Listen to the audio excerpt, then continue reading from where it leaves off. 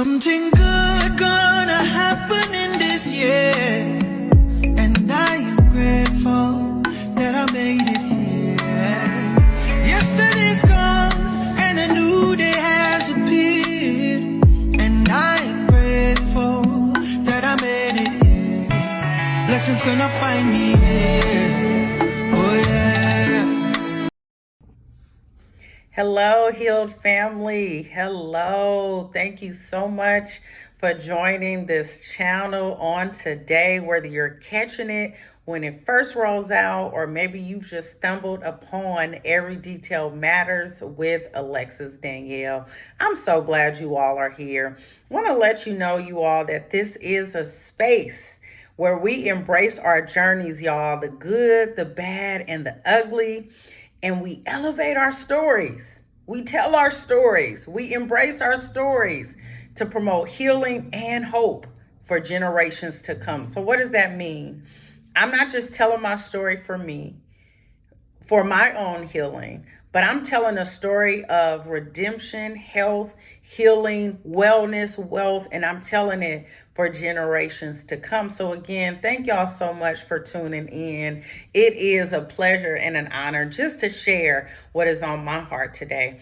So Healed family, like I said, it is story time. So look, today's story really is sentimental to my heart as it really deals with the passing of my mom.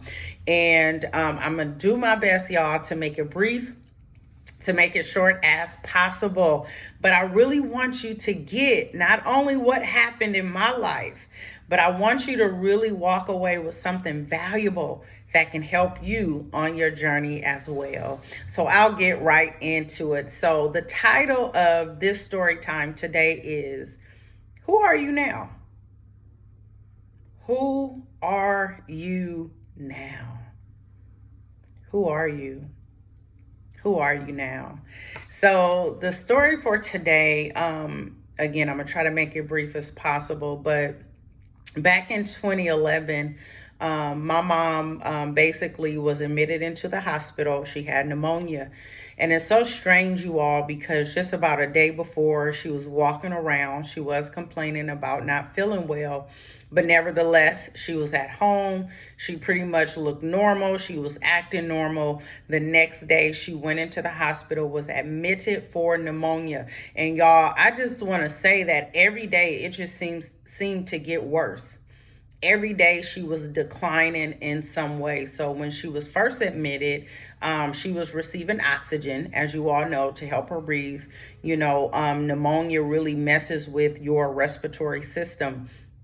So she had oxygen the first day. The next day, she had to have a BiPAP machine, which is a more aggressive style of providing oxygen to a patient. And then after that, like I said, things just kept getting worse. And so one day I went to visit her. I was going up there, as you all can imagine, every day. I pretty much was staying. But I got there one day and she was writing to me on a clipboard, because you know, with the BiPAP machine, you cannot speak. The machine is literally latched to your face, okay? So she wrote to me one day and basically said, you know, that the health professionals wanted to put her on the ventilator. And this is something that we knew could possibly be the case, depending on how she was responding to the other methods of receiving air. So, you know, I basically tried to comfort her and encourage her at the time. Long story short, you all, my mom's kidneys began to fail, which is typical in ICU, depending on what our loved ones or just patients are dealing with. But basically, her kidneys began to fail. We entertained the idea of dialysis. This is something that I consented to because at this point, I just wanted them to try whatever they needed to try to keep my mom well, right? Never once, y'all, did it enter my mind that my mom would pass away. Like, not once. I don't care how ugly it got, how rough it got for her or me. I never believed that she would no longer be here. So long story short, I'm trying to hurry on, but The second day, I want to say, of her receiving dialysis, she didn't respond well to it all at all. I was there that morning, spent a few hours there as they got started with dialysis. Ended up leaving, and going to I went to work because my thought process at the time was, well, let me go to work, make sure I have time on the books in the event I need to, get off work and care for her, etc. once she's released. So I went to work, and I want to say less than an hour of me being there, I got a call from my uncle's wife at the time. And she basically told me to get back to the hospital, that they were trying to bring her back. So just imagine, in my mind, I'm like, what you mean bring her back? Right? I just left and she was doing okay. Y'all, when I got there, it was something out of an ER scene. Y'all know how they have some of those TV shows that deals with a lot of the ups and downs of the emergency room in different hospitals all over the world, or even if they're, they're just making up scenes. Well, what I walked into, y'all, just reminded me of one of those types of episodes. So I get to our room. The room is literally like, it just had an eerie feeling. It just felt different from the time I left that morning. So much so, y'all, that I couldn't even walk into the room. The room just felt, it just felt cold. It felt dark. Also, my mom's body was much, much darker than what her natural skin complexion was. It was much, much darker. And I'll never forget she had a male nurse, and he was standing there checking her pulse on her neck. Right? And he's staring at the heart monitor, and he's looking at me with this look on his face like, I'm sorry.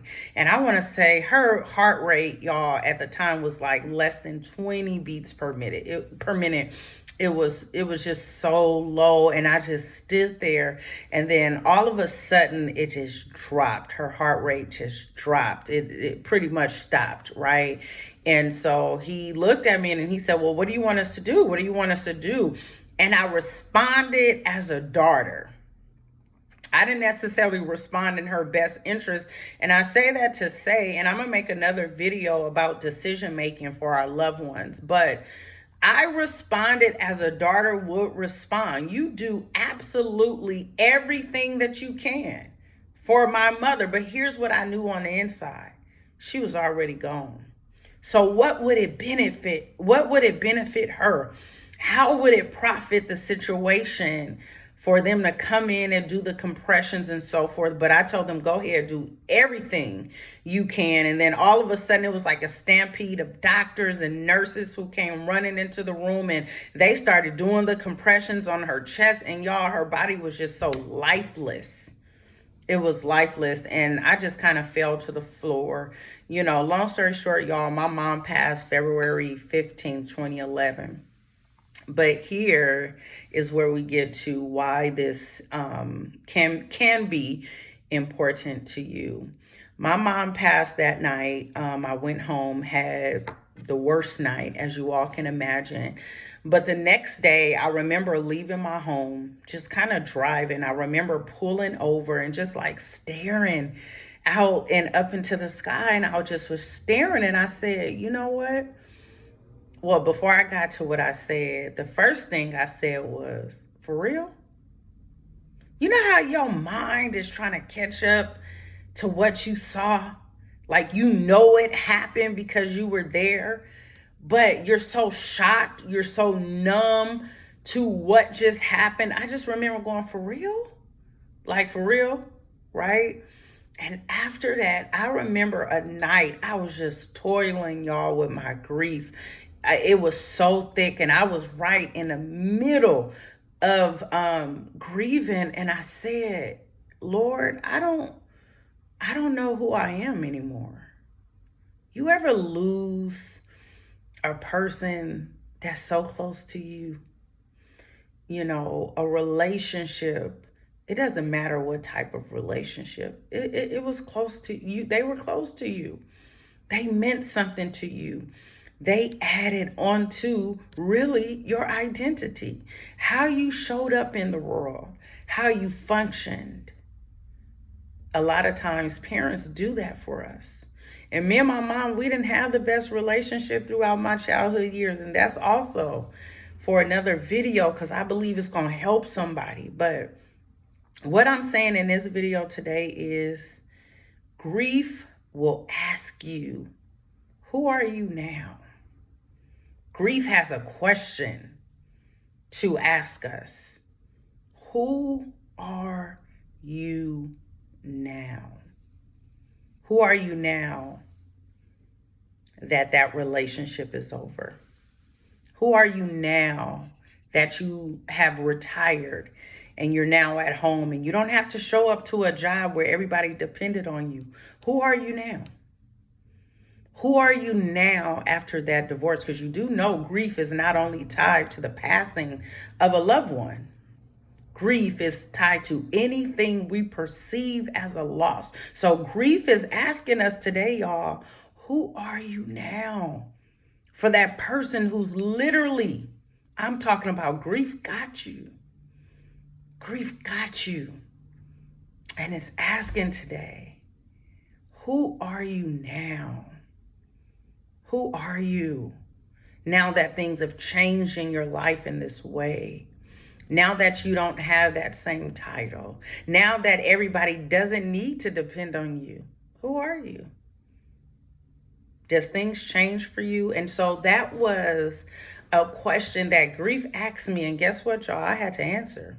Or I had to try to answer, because let me not sit here and act like grief is just so much of an easy process that we got all the answers to all the questions that grief asks us. Absolutely not. And if I'm honest, y'all, that question of who are you now, the answer didn't come right away. It came some many years down the road, and I didn't answer that question for myself. I had help. It came through praying. It came through crying. It came through feelings of loneliness. Who are you now? And it came at a time that I least expected it. So who are you now? That's a question on the floor today. Who are you? Who are you? And so you all know, with the different stages of grief, you know, it is up and down. 1 minute we can be in shock that this thing occurred. Another minute we can be in denial. We know it happened. We was right there, or we received the call, or we left the building, or we gave back the badge. We know it happened, but we're in denial that it happened. Another stage of grief, anger. You're angry, y'all. I'm gonna just say it how I feel it. I was pissed. And guess who I was mad at when I was grieving? My mama. And it sounds so stupid. It sounds so strange, because how can you be mad at somebody that is no longer here? I was angry at her. I was angry for a number of reasons. First of all, I said, you knew. I'm talking to her, y'all. She ain't even here. I'm just keeping it real about how grief will have you. Right? And so I was angry one day. I said, you knew that once they put you on that ventilator, you weren't going to survive. You knew that. Why did she know that? Because she had been here. She had been there before, y'all. A few years prior, she had pneumonia and she was very sick. So I said, you knew. She dead and gone, y'all. I'm talking to her. You knew that was going to happen. Then I was angry that she left. So anger is definitely a stage, and it's a part of the process of grief. Sometimes we can go and begin to bargain. Well, if I would have done this, they will still be here. If I would have just done what she asked, she would still be here. If I would have noticed she was sick before, she probably would have survived. Right? So grief is asking today, for those of you who might be right there, who are you now? Guess what? It happened. It happened. You're there. It happened. But who are you now? And let me just offer this. You can decide. You can decide. I'm not telling any of you to dismiss the raw emotions and the feelings that come up. Absolutely not. Because I'm going to get into my few points and then I'm going to let you all go. But you can decide We said that this is a channel, it's a safe space for us to embrace our journeys, the good, the bad, the ugly, so that we can promote, right, healing and hope by sharing our stories, owning our truth. This is where you start. You don't suppress it, you don't ignore it, you lift it up. I'm angry. I can't believe this happened. I'm angry at God. For those of you who have been there. So here's what I offer to you today. Number one, as you're going through grief, as it feels like just grief got you in a chokehold, as grief is asking you today, who are you now? Number one, I need you to get still and get quiet. And sometimes for some of us, that's hard to do. Why? Because we're around a whole lot of people all the time. Sometimes in order to hear, in order to process what we're feeling, how often we're feeling it, you got to get still and you got to get quiet. Because y'all, when my mom passed, now at that time I had a friend group of about 4 to 5 people, and we have been friends a long time, and we're still friends today. But up until that moment, we were tight. We did a whole lot of stuff together. But I'm telling you, when life hit in that way, I started stepping back, and it wasn't because I didn't love them. It wasn't because I didn't enjoy being with them. But what it was, grief was so loud. Grief was so loud to where I had to get still and I had to get quiet and I had to deal with this stuff that was coming up on the inside of me. So I'm encouraging you today, get still, get quiet. Second, I want you to feel deeply. Feel it. I'm talking about you might be having a good day, even while grieving, because we do have good days. But all of a sudden, just a wave of emotions and feelings come up. And when they come up, feel them deeply. Allow yourself, giving yourself permission to feel it. Don't ignore it. Don't try to suppress it and dismiss it by going to do something else, or you're going to try to do something fun. No, feel it. Stop. Feel it. Even if you got to say, I'm angry in this moment. I'm in so much pain. I feel betrayed. I feel so lonely. Whatever it is, feel it.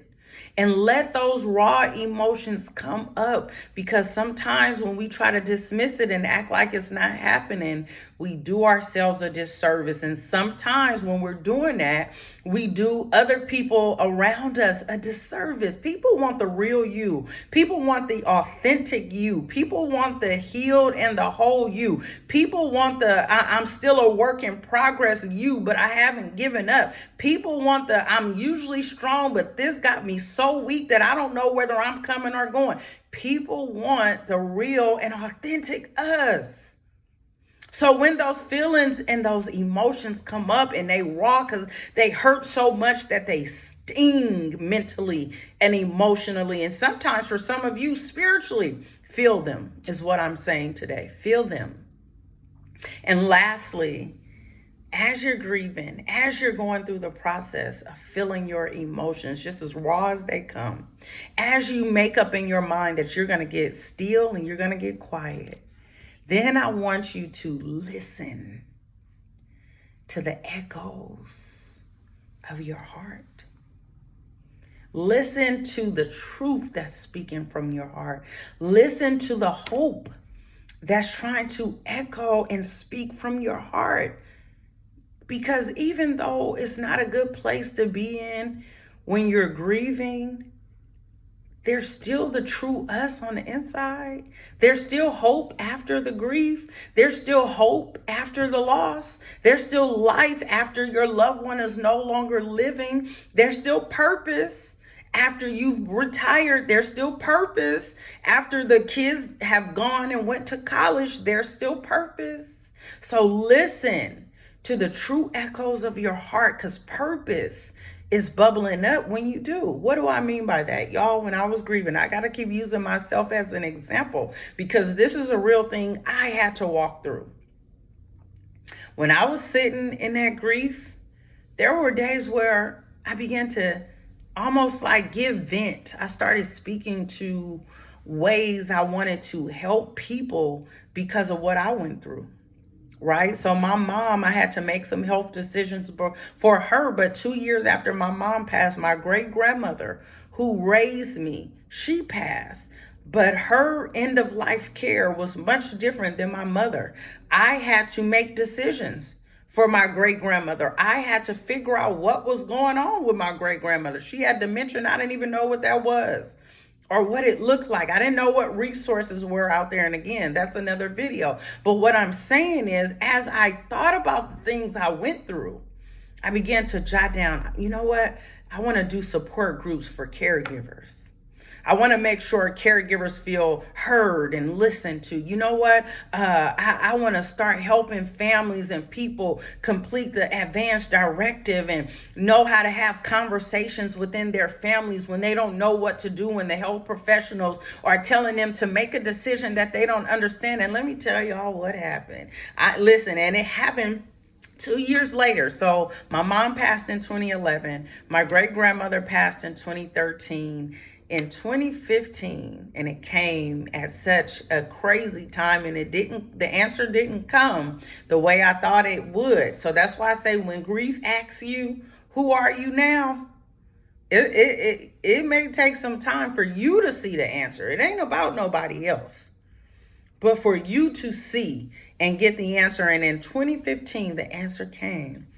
I got terminated from my job. Y'all, I was humiliated, but I also had so much peace because I had been praying, but I had never been fired. So I was wounded a little bit. But listen, once it happened, it was like a peace just rushed over me and said, wait a minute, you've been praying. You've been asking God to show you your next. You've been telling God, Lord, I know you have more for me than this. So here it is. You just didn't know you was going to get fired. Right? And so y'all, when I tell you the job came to me, I didn't even know really that it existed at the time. And somebody told me, hey, what about that job that's being announced? I applied for it, got hired pretty much the next day. And y'all, when I read that job description, everything that I wrote in my journal and in my notes about having support groups for caregivers and all of that was in that job description. Somebody say it ain't so. Listen, when your heart is sincere and you really want to answer the life's questions, especially that question of who are you now because you're grieving, pay attention. The answer is going to come. So y'all, I hope you were encouraged by this. I hope my little story really tugged at your heart, or even just compelled you or encouraged you to answer the question that grief sometimes asks us: who are you now? Who are you now? And so I'm so excited that you made the decision to join us on this channel today. Healed Family, I am immensely grateful for each of you who have liked and subscribed, each of you who have shared previous videos and want to share it with somebody else. Remember, this is the space and the place where we own our truth, one story at a time. Until next time, see y'all later. You are my champion. Giants fall when you stand undefeated.